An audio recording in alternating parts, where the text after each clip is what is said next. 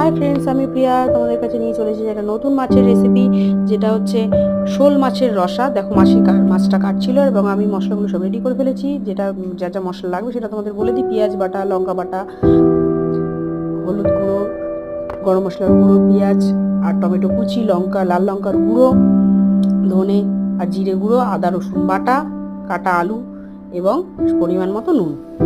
এবার দেখো ফ্রাই প্যানে আমরা মাছটা দিয়ে দিয়েছি। মাছটা ভালো করে সুন্দর করে ভেজে আরেকটা কড়াইতে আমরা মশলাগুলো কষাতে দিয়ে দিলাম।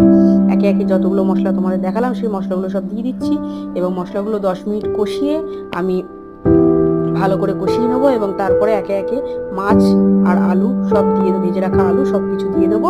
আর মশলা কষানোর সঙ্গে সঙ্গে তোমরা মশলার সাথে সাথে একটুখানি গরম মশলা অ্যাড করে দিও।